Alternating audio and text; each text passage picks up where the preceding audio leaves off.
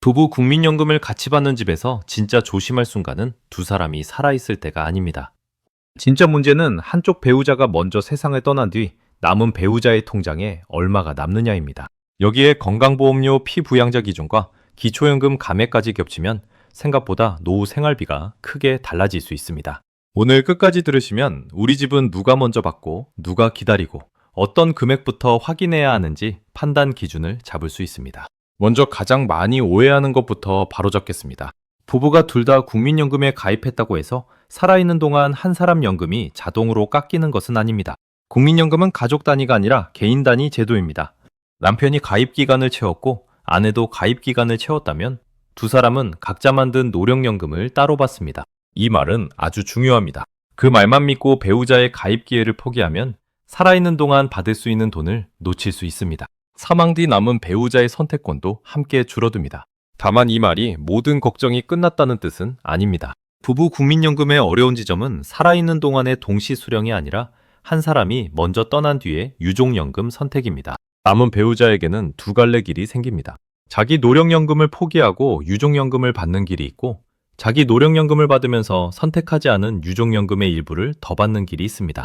현재 확인 기준에서 그 일부는 유족연금의 30%입니다. 이 숫자 하나 때문에 집집마다 답이 달라집니다. 남편 연금이 크고 아내 연금이 작다면 유족연금만 받는 쪽이 나을 수 있습니다. 반대로 아내 본인 연금이 충분히 크다면 본인 연금에 유족연금 일부를 더하는 쪽이 나을 수 있습니다. 여기서 함정은 감정으로 결정하기 쉽다는 점입니다. 평생 같이 냈는데 왜 둘 다 못 받느냐는 분노는 당연합니다. 하지만 실제 선택은 분노가 아니라 계산으로 해야 합니다. 남은 배우자의 한 달 생활비, 집 관리비, 병원비, 자녀 지원 여부까지 넣어봐야 합니다. 예를 들어 한 사람이 월 160만 원을 받고 다른 사람이 월 60만 원을 받는 집을 떠올려 보겠습니다. 가입 기간이 길어 유족연금 지급률이 60%라면 유족연금만 받는 선택은 대략 96만 원이 됩니다.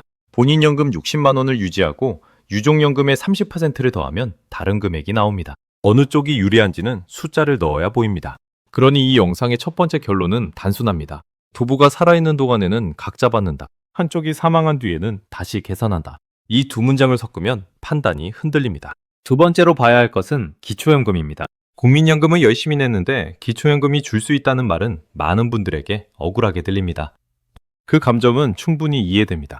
그런데 제도는 감정과 다르게 움직입니다. 2026년 기준 기초연금 단독 최대 기준연금액은 월 34만 9,700원입니다. 부부가 모두 받을 때는 부부감액이 적용되어 합산 최대가 55만 9,520원 기준으로 설명됩니다. 여기서 중요한 확인선이 하나 있습니다. 국민연금 수령액이 기준연금액의 150% 수준을 넘으면 기초연금 연계 감액을 확인해야 합니다.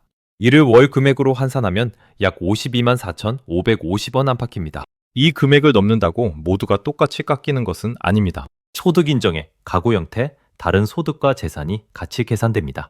하지만 국민연금이 이 선을 넘어가는 분들은 기초연금이 그대로 들어온다고 단정하면 안 됩니다. 특히 부부는 한 사람 금액만 보면 안 됩니다. 한쪽 국민연금, 다른 쪽 국민연금, 기초연금 부부감액, 소득 인정액이 모두 연결됩니다. 여기서 흔한 실수가 있습니다. 남편 연금이 올라서 좋다고만 생각했는데 기초연금에서 일부가 줄어 실제 생활비 증가는 생각보다 작을 수 있습니다. 아내가 임의 가입으로 새 연금을 만들었는데 그 금액이 기초연금과 건강보험료 기준을 건드릴 수도 있습니다. 그래서 부부 전략은 연금액만 키우는 게임이 아닙니다. 실제로 통장에 남는 돈을 지키는 계산입니다. 세 번째로 건강보험료를 봐야 합니다. 50대와 60대 초반에는 자녀의 직장 건강보험 피부양자로 올라가 있는 집이 적지 않습니다. 이때 연금이 늘어나는 것은 좋은 일이지만 일정 기준을 넘으면 지역가입자로 바뀔 가능성을 확인해야 합니다. 많이 알려진 숫자가 연 2천만 원입니다. 월로 나누면 대략 167만 원 안팎입니다. 여기서도 단정은 금물입니다. 피부양자 판정은 공적연금만 딱 하나 보고 끝나는 것이 아니라 다른 소득과 재산, 가족관계까지 함께 봅니다. 그럼에도 월 167만 원 안팎은 반드시 확인해야 하는 생활비 경계선입니다. 왜냐하면 피부양자에서 빠지면 그동안 내지 않던 건강보험료가 새로 생기기 때문입니다. 연금이 몇만 원 들었는데 건강보험료가 그보다 더 크게 나오면 체감 생활비는 오히려 줄 수 있습니다. 이 지점에서 부부가 함께 봐야 할 질문은 하나입니다. 우리 집 연금 합산액이 건강보험료 기준을 건드리는가? 건드린다면 어느 달부터 누가 지역가입자로 바뀔 수 있는가? 이 질문을 먼저 던져야 합니다. 건강보험료를 겁내서 국민연금을 일부러 망가뜨리라는 말이 아닙니다. 미리 알고 현금 흐름을 준비하라는 뜻입니다. 어떤 집은 건강보험료를 내더라도 연금액이 충분히 커지는 편이 낫습니다. 또 어떤 집은 연기 시점과 수령 시점을 조절해 갑작스러운 부담을 줄이는 편이 나을 수 있습니다. 판단은 숫자를 넣은 뒤에 해야 합니다. 네 번째로 연기연금을 보겠습니다. 연기연금은 매력적인 카드입니다. 수급 시기를 늦추면 한 달에 0.6%씩 가산되고 1년이면 7.2%, 5년이면 최대 36%가 늘어납니다. 이 숫자만 보면 누구나 연기하고 싶어집니다. 하지만 연금 전략에서 숫자가 크다고 항상 답은 아닙니다. 연기하는 동안 생활비는 어디서 나오는지 봐야 합니다. 다른 배우자의 연금으로 버틸 수 있는지, 예금에서 꺼내 써야 하는지, 근로소득이 있는지 확인해야 합니다. 건강 상태도 중요합니다. 5년을 기다린 뒤 오래 받을 가능성이 높은지, 당장 병원비와 생활비가 더 급한지도 봐야 합니다. 기초연금과 건강보험료 영향도 따져야 합니다. 연기해서 나중에 받는 금액이 커지면 좋은데 그 큰 금액이 다른 기준을 건드릴 수 있습니다. 그래서 부부에게 연기연금은 한 사람만 놓고 볼 문제가 아닙니다. 두 사람의 시간표를 나란히 놓고 봐야 합니다.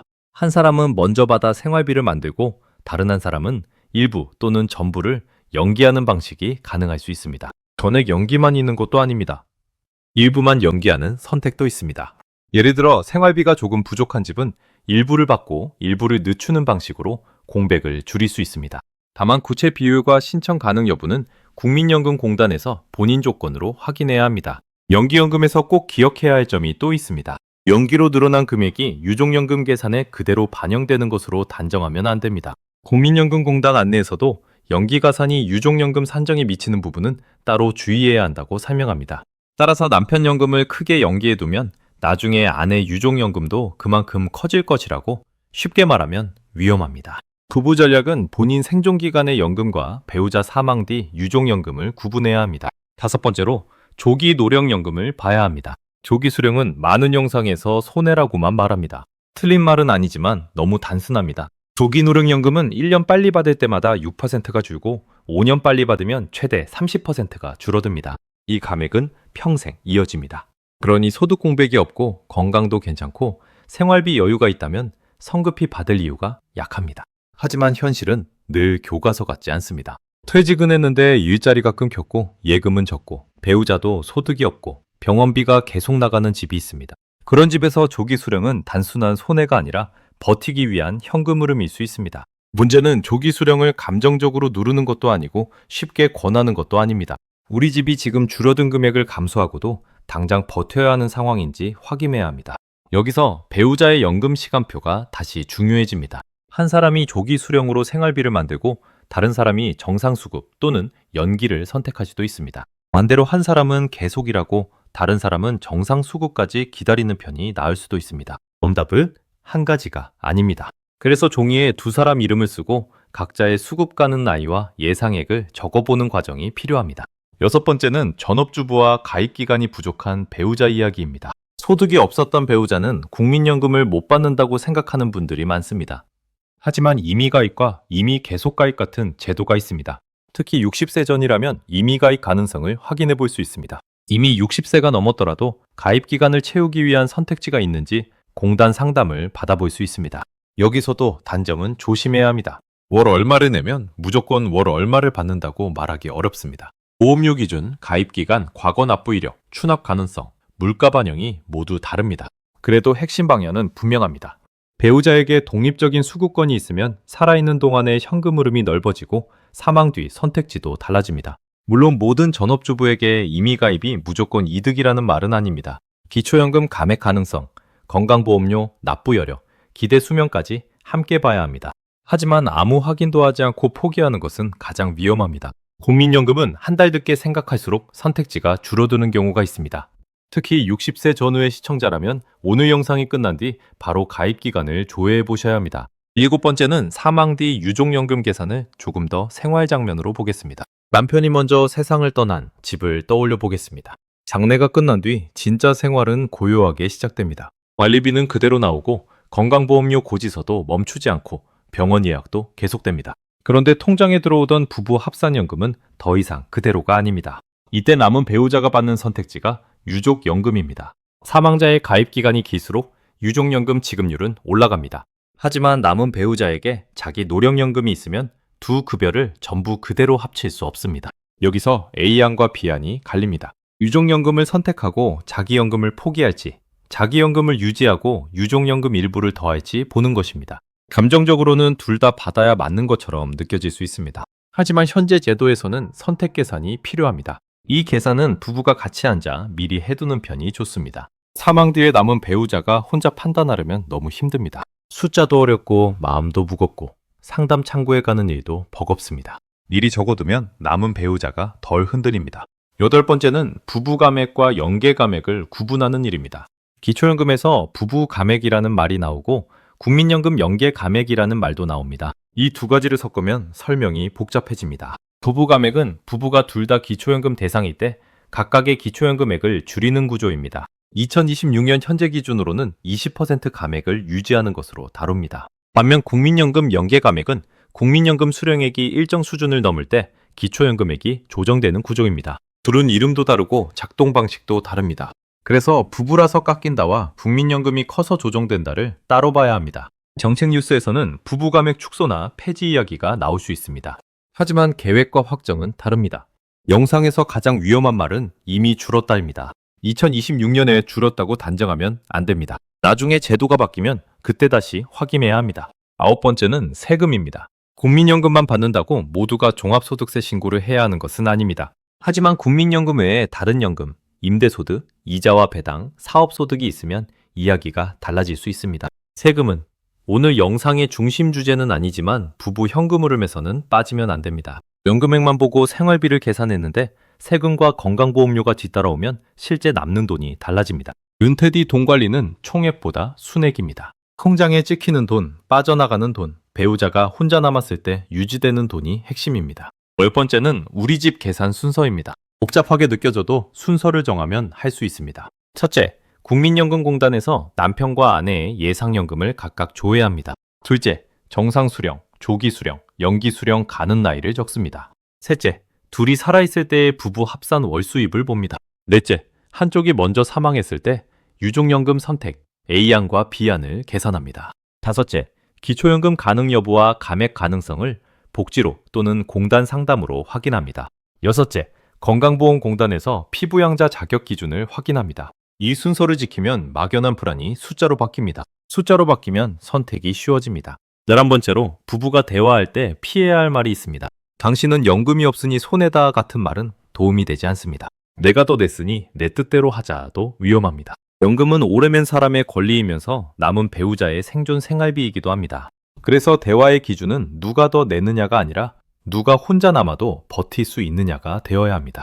이 기준으로 말하면 싸움이 줄어듭니다. 남편 연금이 크면 남편 중심으로만 보면 안 됩니다. 아내가 오래 살 가능성, 아내의 병원비, 아내의 주거비를 같이 봐야 합니다. 아내 연금이 작다면 그 작은 연금이 사망 뒤 선택에서 어떤 의미를 갖는지 계산해야 합니다.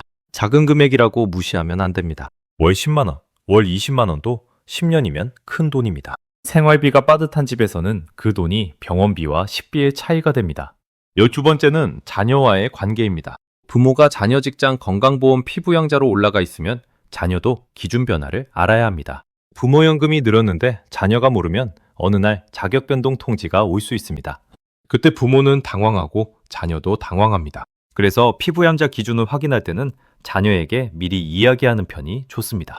우리가 연금이 이 정도로 나올 것 같은데 건강보험공단에 확인해 보겠다라고 말하면 됩니다. 자녀에게 부담을 넘기자는 뜻이 아닙니다. 가족 전체의 행정 변화를 미리 알고 준비하자는 뜻입니다. 13번째는 연금을 많이 받는 집과 적게 받는 집의 전략이 다르다는 점입니다. 연금이 적은 집은 우선 수급권을 만드는 것이 중요합니다. 가입 기간이 부족한 배우자는 이미 가입, 이미 계속 가입, 추납 가능성을 확인해야 합니다. 연금이 중간 정도인 집은 기초연금 감액과 건강보험료 경계선을 함께 봐야 합니다. 연금이 큰 집은 세금, 건강보험료, 유족연금 선택에서 실제 순액을 확인해야 합니다. 한 가지 전략을 모든 집에 붙이면 안 됩니다. 국민연금 부부 전략은 맞춤형 계산입니다. 그래도 모든 집에 공통으로 맞는 원칙은 있습니다. 부부 각자의 예상액을 따로 본다. 둘이 살아있을 때와 한 명이 남았을 때를 따로 본다. 기초연금과 건강보험료를 나중에 보지 말고 같이 본다. 정책 변화는 확정된 것과 추진 중인 것을 나눈다. 이 네 가지는 어느 집에도 필요합니다.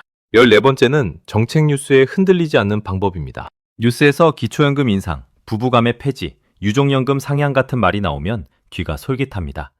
하지만 노후 계획은 확정된 제도와 미확정 논의를 분리해야 합니다. 계획 단계의 돈을 생활비표에 넣으면 나중에 구멍이 납니다. 확정된 금액만 기본 생활비로 잡고 추진 중인 변화는 보너스처럼 봐야 합니다. 이렇게 해야 실망이 줄고 계획이 안정됩니다. 특히 2026년 현재 기초연금 부부 감액은 줄었다고 말하지 않습니다. 유족연금 중복지급률도 올랐다고 말하지 않습니다. 바뀔 수 있다는 말과 바뀌었다는 말은 다릅니다. 시청자 입장에서는 이 차이가 한 달 생활비 차이로 이어질 수 있습니다. 15번째는 연기연금의 손익분기점입니다. 연기하면 매달 더 받지만 기다리는 동안 받지 못한 돈이 있습니다. 나중에 더 받는 돈이 그동안 못 받은 돈을 따라잡는데 시간이 걸립니다. 이 기간은 개인별로 다릅니다. 건강하고 오래 받을 가능성이 높고 기다리는 동안 생활비가 충분하면 연기가 유리할 수 있습니다. 하지만 당장 생활비가 부족하거나 건강이 좋지 않거나 기초연금 건보료 영향이 크면 판단이 달라집니다. 그래서 연기 여부는 몇 퍼센트 더 받는다가 아니라 언제부터 실제로 이익이 되는가로 봐야 합니다. 부부라면 한 사람의 손익분기점만 보지 않습니다. 두 사람의 나이 차이, 건강 차이, 소득 차이, 배우자 사망 뒤 생활비를 함께 봅니다. 16번째는 집 한 채가 있는 부부입니다. 소득은 많지 않은데 집값 때문에 기초연금 소득 인정액이 달라지는 경우가 있습니다. 이때 국민연금 금액만 보고 기초연금을 예상하면 틀릴 수 있습니다. 복지로 모의 계산에 소득과 재산을 넣어보고 애매하면 주민센터나 국민연금공단에 확인해야 합니다. 건강보험료도 마찬가지입니다. 연금 소득만이 아니라 재산도 지역가입자 보험료에 영향을 줄 수 있습니다. 노후돈 문제는 연금 통장 하나로 끝나지 않습니다. 집, 예금, 이자, 임대소득, 자녀 건강보험까지 연결됩니다. 그렇다고 겁먹을 필요는 없습니다. 복잡한 문제일수록 순서대로 확인하면 됩니다. 17번째는 배우자 중 한 사람이 계속 일하는 경우입니다. 일을 하면 좋은 점이 많습니다. 생활비가 생기고 연금 수령을 늦출 여지도 생깁니다. 하지만 소득이 있는 업무에 해당하면 연금 감액이나 조기 수령 조건에 영향을 줄 수 있습니다. 2026년에는 재직자 감액 기준 개선도 중요한 변화로 다뤄집니다. 다만 실제 적용 여부는 개인 소득과 시행 시점 확인이 필요합니다. 일을 계속하는 부부는 일하면 무조건 손해라고 생각하지 말고 소득과 연금의 합산 효과를 봐야 합니다. 일을 조금 줄이는 것이 나은지, 계속 일하고 연기를 선택하는 것이 나은지, 정상 수령이 나은지 비교해야 합니다. 18번째는 사망 순서의 불편한 이야기입니다. 부부가 연금 이야기를 하다 보면 한쪽이 먼저 세상을 떠나는 상황을 말하기 어렵습니다. 하지만 유족연금은 바로 그 상황을 준비하는 제도입니다. 말하기 어렵다고 피하면 남은 배우자가 더 어려운 순간에 혼자 계산해야 합니다. 이 이야기는 불길한 이야기가 아닙니다. 남은 사람을 지키는 이야기입니다. 부부가 함께 있을 때 숫자를 적어두는 것은 서로에 대한 배려입니다. 누가 먼저 떠나도 상대가 관리비와 병원비를 감당할 수 있게 만드는 일입니다. 19번째는 오늘 내용을 실제 표로 옮기는 방법입니다. 종이를 가로로 놓고 왼쪽에 남편, 오른쪽에 아내를 씁니다. 각자 예상 노령연금, 정상 수급 나이, 조기 가능 나이, 연기 가능 기간을 적습니다. 그 아래에 기초연금 가능 여부를 적습니다. 다음 줄에는 건강보험 피부양자 여부를 적습니다. 마지막 줄에는 한쪽 사망 시 유족연금 선택 A안과 B안을 적습니다. 이 표 하나면 상담을 받을 때도 훨씬 수월합니다. 공단 직원에게 우리 집은 이 숫자를 기준으로 어떤 선택을 봐야 하느냐 라고 물을 수 있습니다. 그냥 뭐가 좋습니까? 라고 묻는 것보다 훨씬 정확한 답을 들을 가능성이 높습니다. 20번째는 잘못된 썸네일 문구에 속지 않는 법입니다. 부부 국민연금 한 명 것은 사라진다는 말은 절반만 맞고 절반은 틀릴 수 있습니다. 살아있는 동안에는 각자 받습니다. 사망 뒤에는 중복급여 조정이 생깁니다. 이 차이를 숨긴 문구는 클릭은 만들 수 있어도 판단에는 도움이 되지 않습니다. 연기하면 36% 더 받는다도 절반만 보면 위험합니다. 늘어나는 것은 맞지만 모든 사람에게 유리한 것은 아닙니다. 월 167만 원 넘으면 폭탄도. 확인선으로는 중요하지만 모든 집에 같은 결론은 아닙니다. 좋은 정보는 겁만 주지 않습니다. 확인할 순서를 줍니다. 21번째는 희망입니다. 연금제도는 복잡하지만 늦었다고만 볼 필요는 없습니다. 50대라면 가입기간을 채울 시간이 남아있을 수 있습니다. 60대 초반이라면 수급 시점과 배우자 현금 흐름을 조정할 여지가 있습니다. 70대라도 유족연금 선택, 기초연금, 건강보험료 확인은 여전히 중요합니다. 이미 받고 있는 분도 늦지 않았습니다. 배우자가 혼자 남을 경우의 금액을 지금 확인해 두면 됩니다. 지금 당장 모든 답을 내지 않아도 됩니다. 오늘은 조회하고 내일은 배우자와 표를 만들고 이번 주 안에 공단에 확인하면 됩니다. 작은 확인이 큰 불안을 줄입니다. 22번째는 오늘의 최종 판단 기준입니다. 첫째, 부부가 살아있는 동안 각자 받는 노령연금과 사망 뒤 유족연금을 섞지 마십시오. 둘째, 연금액이 늘어나는 기쁨과 건강보험료 기초연금 감액 가능성을 함께 보십시오. 셋째, 연기연금과 조기도령연금은 좋고 나쁨이 아니라 우리 집 현금 흐름에 맞는지로 판단하십시오. 넷째, 배우자에게 독립연금이 없다면 임의가입이나 가입기간 보완 가능성을 확인하십시오. 다섯째, 정책 뉴스는 확정과 전망을 분리해 생활비표에 넣으십시오. 이 5가지를 지키면 부부 국민연금은 막연한 불안이 아니라 관리 가능한 계획이 됩니다. 23번째는 첫 사례입니다. 남편은 올해 일해서 국민연금이 비교적 크고 아내는 전업주부 기간이 길어 연금이 거의 없는 집입니다. 이 집은 살아있는 동안에는 남편 연금과 기초연금 가능액을 중심으로 생활비를 맞춥니다. 그러나 남편이 먼저 세상을 떠나면 아내는 남편 유족연금에 크게 의존하게 됩니다. 아내 본인 연금이 없으면 선택지는 단순해질 수 있지만 생활비도 함께 낮아질 수 있습니다. 이런 집은 아내가 아직 가입 기간을 만들 수 있는 나이인지 먼저 확인해야 합니다. 월 납부액이 부담된다면 무리해서 결정하지 말고 납부 가능 기간과 예상액을 공단 상담으로 비교해야 합니다. 핵심은 남편 생존 중 생활비만 보는 것이 아니라 아내가 혼자 남았을 때의 최저 생활비를 계산하는 것입니다. 24번째는 맞벌이 부부 사례입니다. 두 사람 모두 국민연금을 받을 수 있고 각자 금액도 어느 정도 있습니다. 겉으로는 살아있는 동안 안정적으로 보일 수 있습니다. 하지만 사망 뒤에는 본인 연금과 유족연금 일부를 더하는 선택이 더 유리할지 따져야 합니다. 맞벌이 부부일수록 각자 받으니 끝이라고 생각하기 쉽습니다. 오히려 각자 연금이 있을수록 유족연금 선택 계산이 중요해집니다. 본인 연금이 큰 배우자는 유족연금을 포기하고 자기 연금의 일부를 더하는 편이 나을 수 있습니다. 본인 연금이 작은 배우자는 유족연금을 선택하는 편이 나을 수 있습니다. 이 판단은 사망자의 가입 기간과 남은 배우자의 본인 연금액을 함께 넣어야 나옵니다. 25번째는 연금 합산액이 건강보험료 기준에 가까운 집입니다. 부부가 합쳐 월 160만 원대 연금을 받을 것으로 예상되면 기분이 좋아질 수 있습니다. 그 금액은 노후 생활비에서는 반가운 숫자입니다. 하지만 건강보험 피부양자 기준에서는 확인해야 할 숫자이기도 합니다. 월 167만 원 안팎이라는 말은 겁주기 위한 말이 아닙니다. 그 선 근처에서는 국민건강보험공단에 직접 물어봐야 한다는 신호입니다. 연금 외에 이자, 배당, 임대소득이 있으면 판단은 더 달라질 수 있습니다. 부부 중 한 사람만 기준을 넘는지 세대 전체가 어떻게 판정되는지도 확인해야 합니다. 보험료가 새로 생길 가능성이 있다면 생활비표에 미리 넣어야 합니다. 26번째는 기초연금 대상 가능성이 있는 집입니다. 국민연금이 적다고 무조건 기초연금을 전액받는 것도 아니고 국민연금이 있다고 무조건 못 받는 것도 아닙니다. 기초연금은 소득인정액이라는 계산을 거칩니다. 소득과 재산, 부부 여부, 국민연금 수령액이 함께 들어갑니다. 그래서 주변 사람의 수령액을 기준으로 내 집을 판단하면 안 됩니다. 같은 동네에 살고 같은 나이라도 집값, 예금, 배우자 소득이 다르면 결과가 달라집니다.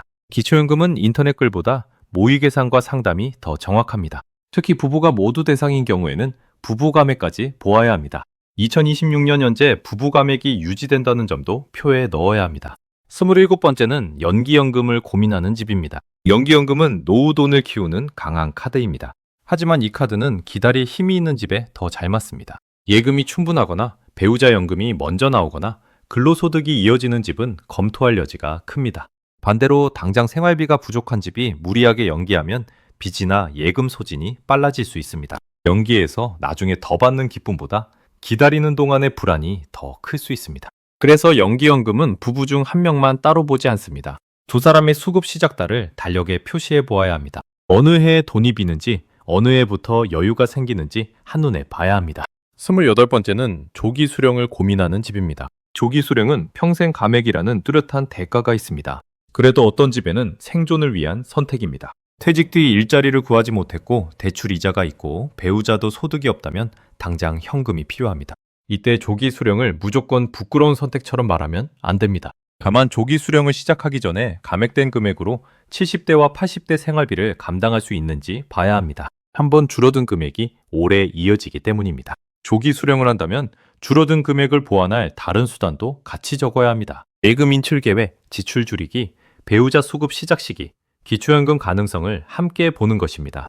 29번째는 재혼이나 이혼 이력이 있는 집입니다. 이 경우에는 분할연금과 유족연금 판단이 더 민감해질 수 있습니다. 혼인기간, 실질 혼인기간, 전 배우자의 노령연금 수급권, 청구기한이 얽힐 수 있습니다. 일반 영상 하나로 결론을 내리면 위험합니다.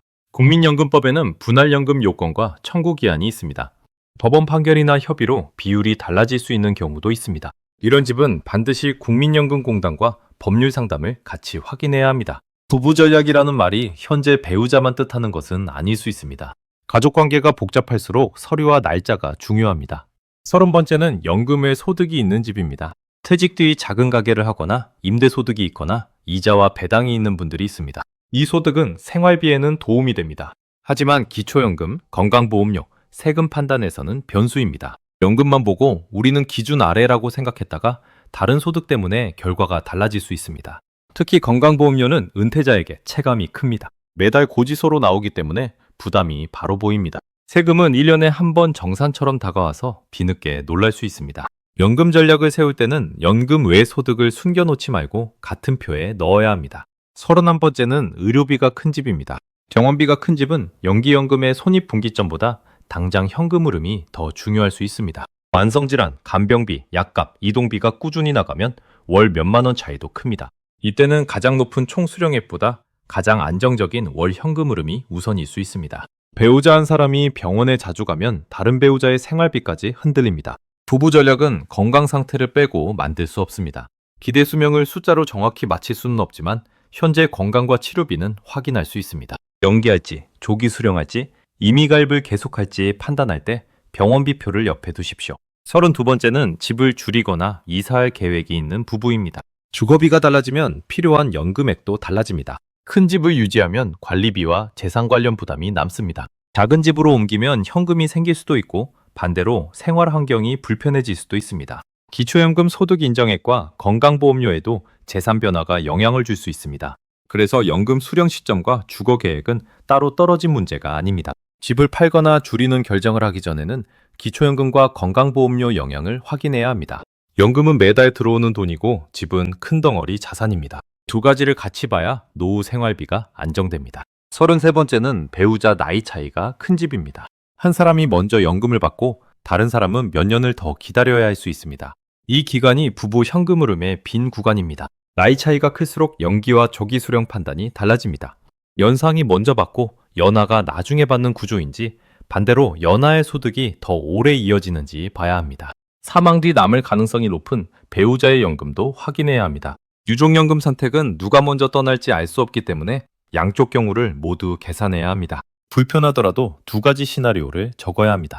남편이 먼저 떠나는 경우와 아내가 먼저 떠나는 경우입니다. 34번째는 자녀에게 생활비를 보태는 집입니다. 은퇴했는데도 자녀 결혼, 손주 교육, 대출 보증 때문에 돈이 나가는 집이 있습니다. 이런 지출은 마음으로는 돕고 싶지만 노후 연금표에서는 위험한 변수입니다. 부부 중 한 사람이 먼저 사망하면 자녀 지원은 계속하기 어려울 수 있습니다. 그래서 국민연금 부부 전략을 만들 때는 가족 지원 지출도 솔직하게 적어야 합니다. 매달 얼마를 보태고 있는지, 언제까지 보탤 계획인지 정해야 합니다. 자녀에게 미안해서 말을 못하면 부부 생활비가 먼저 무너질 수 있습니다. 연금은 자녀까지 모두 책임지는 돈이 아니라 부부의 기본 생활을 지키는 돈입니다. 이 기준을 세워야 남은 배우자도 지킬 수 있습니다. 35번째는 부부 중 한 사람이 돈 관리를 전부 맡아온 집입니다. 많은 집에서 한 사람이 통장, 보험, 세금, 연금 서류를 모두 관리합니다. 그 사람이 먼저 아프거나 세상을 떠나면 남은 배우자는 제도보다 서류 때문에 더 힘들어집니다. 국민연금 예상액을 조회해도 어디서 로그인하는지 모를 수 있습니다. 건강보험료 고지서를 봐도 왜 바뀌었는지 알기 어렵습니다. 그래서 연금 전략은 숫자만이 아니라 인수인계입니다. 배우자가 혼자 남아도 볼 수 있게 종이에 적어두십시오. 국민연금공단 연락처, 건강보험공단 연락처, 복지로 모의 계산 여부, 상담받은 날짜를 남기십시오. 이것이 남은 사람에게 가장 현실적인 도움입니다. 36번째는 정책 변화를 기다리는 집입니다.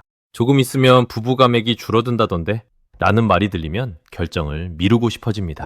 유족연금이 오른다던데 라는 말도 마찬가지입니다. 하지만 미확정 변화를 기다리며 현재 선택을 멈추면 안 됩니다. 확정된 기준으로 생활비를 짜고 바뀌면 그때 다시 조정하는 편이 안전합니다. 정책은 방향이 발표되어도 시행 시점과 대상이 달라질 수 있습니다. 소득 하위 일부만 먼저 적용될 수도 있고 국회 논의에서 일정이 바뀔 수도 있습니다. 그러니 영상이나 뉴스에서 추진이라는 단어를 보면 생활비표에는 아직 넣지 마십시오. 확정고시와 공단 안내가 나온 뒤 반영해도 늦지 않습니다. 37번째는 부부가 서로 다른 성향을 가진 경우입니다. 한 사람은 오래 살 테니 연기하자고 말하고 다른 사람은 당장 받자고 말할 수 있습니다. 둘 다 틀린 말이 아닙니다. 연금은 숫자이면서 성향의 문제입니다. 불안을 싫어하는 사람은 빨리 받는 안정감을 선호합니다. 기다릴 수 있는 사람은 더 큰 월수령액을 선호합니다. 부부 전략은 한 사람의 성향으로 밀어붙이면 오래가기 어렵습니다. 두 사람이 모두 납득할 수 있는 중간 지점을 찾아야 합니다. 부분 연기, 한 사람 먼저 수령, 다른 사람 정상 수령 같은 조합을 검토하는 이유가 여기에 있습니다. 38번째는 실제 상담을 받는 요령입니다. 공단에 갈 때는 질문을 짧게 준비해야 합니다. 우리 부부가 어떻게 하면 제일 유리합니까? 라고 묻기보다 구체적으로 물어야 합니다. 남편이 정상 수령하면 얼마이고 5년 연기하면 얼마입니까? 라고 물으십시오. 아내가 임의 가입으로 10년을 채우면 예상액은 어떻게 됩니까? 라고 물으십시오. 남편이 먼저 사망하면 아내의 유족연금 선택지는 어떻게 계산됩니까? 라고 물으십시오. 이 금액이면 기초연금과 건강보험 피부양자에 어떤 확인이 필요합니까? 라고 물으십시오. 질문이 구체적이면 답도 구체적입니다. 상담 내용을 들은 뒤에는 날짜와 담당 창구를 적어두는 것이 좋습니다. 나중에 제도가 바뀌면 그 기록이 기준점이 됩니다. 39번째는 배우자에게 남길 한 장짜리 메모입니다. 이 메모에는 어려운 말이 필요 없습니다. 내 예상 국민연금, 당신 예상 국민연금, 기초연금 확인 여부, 건강보험 피부양자 확인 여부만 있으면 됩니다. 그 아래에 내가 먼저 사망할 경우 어디에 연락할지 적습니다. 국민연금공단, 건강보험공단, 주민센터 연락처를 적습니다. 유족연금 신청 때 필요한 서류는 상담으로 다시 확인하라고 남깁니다. 이 메모는 불길한 종이가 아닙니다. 배우자를 위한 생활비 지도입니다. 연금 전략의 마지막 목적은 내가 많이 받는 것이 아니라 남은 사람이 길을 잃지 않는 것입니다. 40번째는 오늘 이야기의 감정입니다.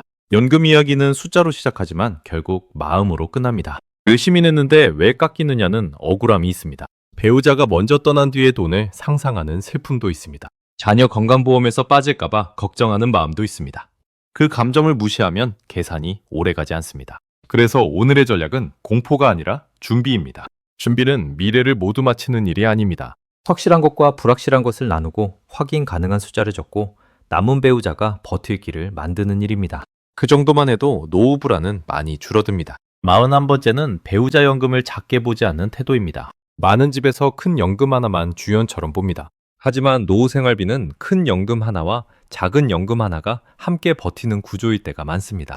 작은 연금은 관리비 한 장을 막아줄 수 있습니다. 약값과 교통비를 감당하게 해줄 수도 있습니다. 하반기에는 그 작은 본인 연금이 유족연금 선택을 바꾸는 기준이 될 수 있습니다. 그러니 배우자 연금이 작다고 그 정도는 의미 없다라고 말하지 마십시오. 국민연금에서 10년이라는 가입 기간은 단순한 숫자가 아니라 독립수급권의 문입니다. 그 문이 열리는지 닫히는지 확인하는 것이 부부 전략의 출발입니다. 42번째는 연금액을 부부 합산으로만 보는 습관을 줄이는 것입니다. 둘이 살아있을 때는 합산액이 중요합니다. 하지만 행정기준은 때로 개인별로 움직이고 사망 뒤 생활은 남은 사람 한 명의 돈으로 바뀝니다. 부부 합산 월 200만 원이라는 말은 안정적으로 드립니다. 그런데 한 사람이 떠난 뒤 남은 배우자에게 월 100만 원도 남지 않는다면 이야기가 달라집니다. 그래서 합산액 옆에 반드시 남은 배우자 예상액을 적어야 합니다. 남편이 먼저 떠났을 때의 아내 금액, 아내가 먼저 떠났을 때의 남편 금액, 이 두 줄이 없으면 부부 전략표는 반쪽짜리입니다. 43번째는 생활비 항목을 너무 낙관적으로 잡지 않는 것입니다. 은퇴 전에는 교통비와 식비가 줄 것이라고 생각합니다. 실제로 줄어드는 항목도 있습니다. 그러나 병원비, 간병비, 보험료, 경조사비, 주거 수선비는 생각보다 오래 남습니다. 배우자가 혼자 남으면 외식은 줄어도 돌봄 비용은 늘 수 있습니다. 집안일을 혼자 처리하지 못해 사람을 불러야 할 수도 있습니다. 연금표를 만들 때 최소 생활비만 넣으면 실제 노후가 빡빡해집니다. 기본 생활비, 의료비, 예비비를 나누어 적어야 합니다. 특히 유족연금 선택을 볼 때는 남은 배우자의 의료비를 따로 넣어야 합니다. 44번째는 물가입니다. 국민연금과 기초연금은 물가 반영 구조가 있지만 모든 지출이 같은 속도로 움직이지 않습니다. 장바구니 물가, 병원비, 관리비는 체감이 더 빠를 수 있습니다. 올해 괜찮은 금액이 10년 뒤에도 같은 힘을 갖는다는 보장은 없습니다. 그래서 연금액을 볼 때는 지금 기준으로는 이라는 말을 붙여야 합니다. 오늘 나온 숫자는 2026년 기준 확인입니다. 나중에 기준연금의 보험료율, 건강보험료율, 선정기준액이 바뀌면 다시 계산해야 합니다. 한 번 만든 표를 평생 고정하지 마십시오. 생일이 지나 수급 나이가 바뀌거나 배우자가 일을 그만두거나 집을 옮기면 표도 바꾸어야 합니다. 45번째는 연금 상담을 부부가 같이 받는 것입니다. 한 사람만 상담을 받으면 나중에 설명이 틀어질 수 있습니다. 들은 사람은 이해했다고 생각하지만 배우자는 다른 의미로 받아들일 수 있습니다. 가능하면 두 사람이 함께 공단에 가거나 전화 상담을 스피커로 같이 듣는 편이 좋습니다. 질문을 미리 적고 답변을 같이 메모하면 오해가 줄어듭니다. 유족연금 선택만큼은 두 사람이 모두 알아야 합니다. 남은 사람 혼자 신청하는 제도일 수 있지만 준비는 둘이 있을 때 하는 것이 낫습니다. 상담 뒤에는 우리가 이해한 내용을 서로 말로 다시 확인해 보십시오. 틀린 이해가 있으면 그 자리에서 다시 물어볼 수 있습니다. 46번째는 연금을 자산 배분처럼 보는 것이 아니라 생활 순서로 보는 것입니다. 투자 상품은 수익률을 먼저 봅니다. 국민연금 부부 전략은 수익률보다 순서를 먼저 봐야 합니다. 어느 달부터 남편 연금이 들어오는가? 어느 달부터 아내 연금이 들어오는가? 어느 달에 건강보험료가 바뀔 수 있는가? 어느 해부터 기초연금 신청이 가능한가? 이 순서를 놓치면 좋은 제도도 생활비 공백을 만들 수 있습니다. 달력에 표시하면 숫자가 갑자기 현실이 됩니다. 연기, 조기 수령, 임의 가입도 그 달력 위에서 비교해야 합니다. 47번째는 과거 납부 이력을 확인하는 일입니다. 오래전에 잠깐 직장을 다녔던 배우자가 있을 수 있습니다. 몇 년 일했는지 기억이 흐릿할 수 있습니다. 그런데 국민연금 가입 이력이 조금이라도 있으면 추납이나 임의 계속 가입 판단이 달라질 수 있습니다. 본인이 기억하는 것보다 공단 기록이 더 정확합니다. 그러니 나는 전업주부라서 아무것도 없다 라고 단정하지 말고 조회부터 하십시오. 젊을 때 몇 달, 몇 년이 나중에 수급권을 만드는 발판이 될 수 있습니다. 가입 기간이 아예 부족하면 어떤 방법으로 채울 수 있는지 묻고 이미 반환의 시금을 받은 이력이 있으면 그 영향도 확인해야 합니다. 이 부분은 사람마다 너무 다르기 때문에 영상보다 조회가 우선입니다. 48번째는 부부 중 한 사람이 외국 거주나 해외 근무 이력이 있는 경우입니다. 해외 상기간, 외국 연금 가입 기간, 사회보장협정 여부가 관련될 수 있습니다. 대부분의 시청자에게 해당되는 이야기는 아니지만 해당되는 집에는 매우 중요합니다. 국민연금 가입 기간이 부족하다고 생각했는데 협정국 가입 기간을 합산해 수급 요건을 볼 수 있는 경우가 있습니다. 반대로 해외 체류와 국내 거주 요건이 다른 복지제도에 영향을 줄 수 있습니다. 이런 경우에는 일반 상담보다 구체 서류 상담이 필요합니다. 부부 중 한 사람이 해외 근무를 했거나 국적 거주 이력이 복잡하다면 공단에 별도로 확인하십시오. 연금은 국내 월급 이력만으로 끝나지 않을 수 있습니다. 49번째는 오늘 영상의 기준을 가족회의 안건으로 바꾸는 일입니다. 연금 이야기를 꺼내면 분위기가 무거워질 수 있습니다. 그래도 방법을 바꾸면 대화가 조금 쉬워집니다. 우리 죽고 나면 어떻게 하지로 시작하지 말고 우리 둘이 받을 돈을 한번 정리해보자로 시작하십시오. 그 다음 혹시 한 사람이 먼저 혼자 남으면 관리비와 병원비는 얼마가 필요할까라고 물으면 됩니다. 질문이 부드러우면 대답도 덜 방어적입니다. 연금 전략은 겁주는 회의가 아니라 생활비를 지키는 회의입니다. 종이 한 장, 계산기 하나, 공단조에 화면 하나면 시작할 수 있습니다. 50번째는 부부가 서로에게 남기는 약속입니다. 누가 먼저 세상을 떠날지는 아무도 모릅니다. 하지만 누가 남더라도 연금 신청과 생활비 계산에서 헤매지 않게 할 수는 있습니다. 그 약속은 거창하지 않습니다. 서류 위치를 알려주는 것, 예상연금 조회 결과를 같이 보는 것, 유족연금 선택은 반드시 상담 후 결정하라고 적어두는 것, 건강보험료가 바뀌면 놀라지 말고 공단에 먼저 확인하라고 말해두는 것, 이 네 가지면 충분히 시작입니다. 부부 국민연금 전략의 끝은 높은 숫자가 아닙니다. 남은 사람이 덜 무섭게 사는 것입니다. 51번째는 부부가 같은 나이에 은퇴하지 않는다는 사실입니다. 현실에서는 한 사람은 이미 쉬고 다른 사람은 몇 년 더 일하는 경우가 많습니다. 이 차이는 연금 수령 시점에도 그대로 나타납니다. 일하는 배우자가 있으면 당장 생활비 공백이 줄어듭니다. 그 덕분에 다른 배우자의 연기를 검토할 여지가 생길 수 있습니다. 반대로 두 사람이 동시에 소득을 잃으면 조기 수령을 검토해야 할 압박이 커집니다. 은퇴 시점이 다르면 연금 전략도 달라져야 합니다. 두 사람의 퇴직 예정일과 연금 시작일을 같은 달력에 표시하십시오. 그 달력에서 빈달이 보이면 그 빈달을 어떻게 메울지 정해야 합니다. 52번째는 보험 상품과 국민연금을 구분하는 일입니다. 개인연금이나 퇴직연금은 계약 조건과 운용 결과가 중요합니다. 국민연금은 법정제도라 물가 반영, 유족연금, 장애연금, 분할연금 같은 사회보험 기능이 있습니다. 그래서 단순 수익률만 비교하면 본질을 놓칠 수 있습니다. 부부에게 국민연금은 사망 뒤 남은 배우자 보호 기능까지 함께 봐야 합니다. 물론 그 보호가 충분하다는 뜻은 아닙니다. 유족연금 선택 구조에 불만이 있을 수 있고 중복급여 조정이 아쉽게 느껴질 수 있습니다. 하지만 제도 안에서 어떤 권리가 있는지 정확히 아는 것이 먼저입니다. 불만은 불만대로 두고 현재 제도에서 받을 수 있는 선택지는 놓치지 않아야 합니다. 53번째는 국민연금 예상액을 한 번만 조회하고 끝내지 않는 것입니다. 예상액은 시간이 지나면 바뀔 수 있습니다. 보험료율이 바뀌고 소득이 바뀌고 가입 기간이 늘고 물가가 반영됩니다. 퇴직 전 조회한 금액과 수급 직전 조회한 금액이 다를 수 있습니다. 부부 중 한 사람이 일을 그만두면 다시 조회해야 합니다. 임의 가입을 시작하거나 중단해도 다시 봐야 합니다. 연기 신청을 고민하는 시점에도 다시 봐야 합니다. 연금표는 한 번 작성하는 서류가 아니라 매년 점검하는 생활문서입니다. 생일이 있는 달이나 연초에 부부가 함께 다시 확인하는 습관을 만들면 좋습니다. 54번째는 기초연금 신청을 부끄러워하지 않는 것입니다. 기초연금은 받을 수 있는 분이 신청해서 확인하는 제도입니다. 내가 국민연금을 받으니 기초연금은 안 될 것이라고 미리 포기하지 마십시오. 반대로 주변에서 다 받는다고 해서 나도 당연히 받을 것이라고 단정하지도 마십시오. 신청과 모의 계산이 답입니다. 부부가 모두 만 65세에 가까워진다면 선정 기준액과 소득 인정액을 확인해야 합니다. 기초연금이 조금이라도 들어오면 생활비 안정에 도움이 됩니다. 다만 국민연금 연계 감액과 부부 감액을 이해해야 실망이 줄어듭니다. 받을 수 있는 권리는 확인하고 줄어들 수 있는 이유도 함께 알아야 합니다. 55번째는 건강보험료 고지서를 연금 전략의 일부로 보는 것입니다. 은퇴 전에는 건강보험료가 월급에서 빠져나가서 크게 의식하지 못할 수 있습니다. 지역가입자로 바뀌면 고지서가 따로 오고 체감이 커집니다. 그때부터는 보험료가 생활비 항목으로 선명하게 보입니다. 부부 국민연금 합산액이 커지는 것은 좋지만 건강보험료 항목도 함께 커질 수 있습니다. 특히 피부양자에서 지역가입자로 바뀌는 순간은 미리 알고 있어야 합니다. 고지서를 받고 난 뒤 놀라기보다 공단에 먼저 예상 여부를 확인하는 편이 낫습니다. 연금 상담과 건강보험 상담은 따로따로가 아니라 같은 주간에 하는 것이 좋습니다. 그래야 실제 월 생활비표가 완성됩니다. 56번째는 배우자 사망 뒤 첫 해를 따로 준비하는 것입니다.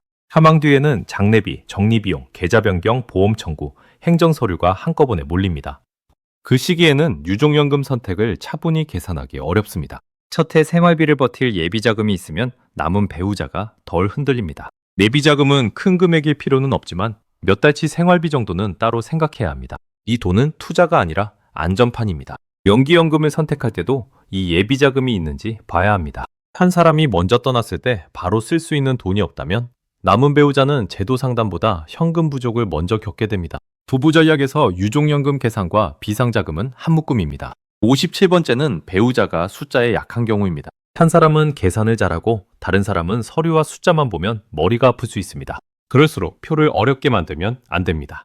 예상연금, 기초연금, 건강보험료, 유족연금, 선택만 크게 적으십시오. 소수점이나 복잡한 산식은 상담 기록으로 남기고 배우자에게는 월 얼마가 들어오고 월 얼마가 나가는지 보여주면 됩니다. 연금표의 목적은 전문가 보고서가 아닙니다. 남은 사람이 바로 이해하는 생활지도입니다. 글씨가 커야 하고 연락처가 보여야 하고 선택 순서가 짧아야 합니다. 좋은 연금표는 복잡한 계산을 배우자의 언어로 바꾼 종이입니다. 58번째는 부부 사이의 기대 수명 이야기를 조심스럽게 다루는 것입니다. 연기연금 손익분기점을 말하면 결국 오래 살지 못하면 손해 아니냐는 말이 나옵니다. 그 말은 사실 계산의 일부이지만 배우자 앞에서는 상처가 될 수 있습니다. 그래서 기대 수명이라는 말보다 건강 상태와 생활비 안정이라는 말로 접근하는 편이 좋습니다. 오래 살지 못할까봐 걱정하는 것이 아니라 어떤 경우에도 생활비가 끊기지 않게 하자는 뜻입니다. 부부 대화에서는 숫자보다 말투가 중요합니다. 상대의 건강을 계산 대상으로만 보지 말고 불확실성에 대비하는 방식으로 이야기하십시오. 연금 전략이 차가운 계산처럼 느껴지지 않아야 실제로 실행됩니다. 59번째는 시청자가 오늘 영상에서 바로 멈춰야 할 행동입니다. 첫째, 주변 사람 말만 듣고 조기 수령이나 연기를 결정하지 마십시오. 둘째, 기초연금이 줄었다거나 유족연금이 올랐다는 미확정 말을 생활비표에 넣지 마십시오. 셋째, 배우자 연금이 작다고 조회를 포기하지 마십시오. 넷째, 건강보험료를 나중 문제로 미루지 마십시오. 다섯째, 사망 뒤 유족연금 선택을 남은 배우자에게만 맡기지 마십시오. 이 5가지를 멈추는 것만으로도 손실 가능성이 줄어듭니다. 노후 준비는 무엇을 새로 시작하는 것만큼 무엇을 성급히 하지 않는지도 중요합니다. 확인 없는 결정이 가장 비싼 결정이 될 수 있습니다. 60번째는 이 영상의 숫자를 쓰는 방법입니다. 오늘 말한 9.5%, 43%, 7.2%, 36%, 7.19%는 기준일이 있는 숫자입니다. 오늘 말한 34만 9,700원과 55만 9,520원도 2026년 기준입니다. 오늘 말한 월 167만 원 안팎도 피부양자 확인선으로 이해해야지 모든 집의 확정 결론으로 받아들이면 안 됩니다. 숫자는 방향을 알려주는 표지판입니다. 내 집 결론은 조회와 상담을 거쳐야 나옵니다. 그래도 표지판을 모르면 길을 잃습니다. 그래서 오늘 숫자는 외우는 숫자가 아니라 확인을 시작하는 숫자입니다. 이제 우리 집 숫자를 그 옆에 적어보시면 됩니다. 61번째는 다시 확인하는 용기입니다. 이미 오래전에 상담을 받았던 분도 있을 겁니다. 그때 들은 내용이 지금도 맞을 수 있지만 기준이 바뀌었을 수도 있습니다. 보험료율, 소득대체율, 기준연금의 건강보험료율은 시간이 지나며 바뀝니다. 부부의 소득과 재산도 바뀝니다. 그래서 예전에 상담받았다는 이유만으로 현재 결정을 끝내면 안 됩니다. 특히 2026년 이후 연금개혁이 반영되는 구간에서는 다시 묻는 편이 안전합니다. 다시 묻는 것은 모르는 것이 아닙니다. 내 돈을 지키는 점검입니다. 62번째는 작은 차이를 크게 보는 습관입니다. 연금에서 월 3만 원 차이는 작아 보입니다. 하지만 1년이면 36만 원이고 10년이면 360만 원입니다. 건강보험료가 월 10만 원 새로 생기면 1년에 120만 원입니다. 유종연금 선택에서 월 7만 원 차이가 나면 10년 동안 800만 원이 넘습니다. 노후에는 큰 돈 한 번보다 작은 돈의 반복이 더 무섭습니다. 그래서 계산표에서 몇만 원 차이를 대충 넘기면 안 됩니다. 부부가 함께 사는 동안에는 티가 덜 나도 혼자 남으면 그 차이가 생활의 질을 바꿉니다. 오늘 확인하는 몇만 원이 미래의 병원비와 식비가 될 수 있습니다. 63번째는 연금 전략을 자존심 문제로 만들지 않는 것입니다. 누가 더 오래 일했는지, 누가 더 많이 냈는지 따지기 시작하면 대화가 막힙니다. 국민연금은 납부 이력의 결과이지만 부부의 노후는 공동생활입니다. 한 사람 이름으로 들어오는 돈도 결국 두 사람의 전기요금과 식비에 쓰입니다. 사망 뒤에는 남은 한 사람의 생존비가 됩니다. 그래서 부부 전략의 언어는 경쟁이 아니라 보호여야 합니다. 내 연금이라는 말도 필요하지만 우리 생활비라는 말이 더 자주 나와야 합니다. 그 말이 있어야 임의가입, 연기, 조기 수령, 유종연금 선택을 차분히 논의할 수 있습니다. 64번째는 배우자가 혼자 은행과 관공서를 다닐 수 있는지 보는 것입니다. 연금 신청과 건강보험 자격 확인은 온라인으로도 가능하지만 많은 분들은 직접 방문이 더 편합니다. 문제는 남은 배우자가 혼자 이동하기 어렵거나 서류를 챙기기 힘든 경우입니다. 그럴 때는 미리 가까운 국민연금공단 지사와 건강보험공단 위치를 적어두는 것이 도움이 됩니다. 자녀가 도와야 한다면 어느 자녀에게 어떤 서류를 부탁할지도 정해두십시오. 돈의 문제는 결국 움직일 수 있는 사람과 서류를 아는 사람의 문제로 이어집니다. 연금 전략은 통장 숫자만 아니라 실행 가능한 동선까지 포함해야 합니다. 65번째는 부부가 서로의 휴대전화와 인증수단을 모르는 문제입니다. 예상연금 조회, 복지로 모의 계산, 건강보험 자격 확인은 인증이 필요한 경우가 많습니다. 한 사람이 모든 인증서를 관리해왔다면 남은 배우자는 조회 자체를 못할 수 있습니다. 비밀번호를 함부로 공유하라는 뜻이 아닙니다.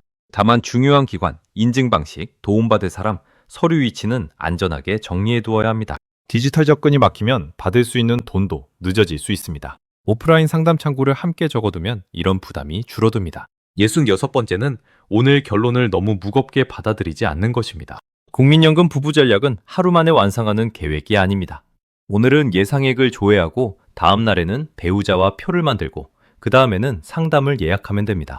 한 번에 모든 것을 이해하지 못해도 괜찮습니다. 중요한 것은 더 이상 둘 다 넣으면 손해라는 말이나 무조건 연기하면 이득이라는 말에 끌려가지 않는 것입니다.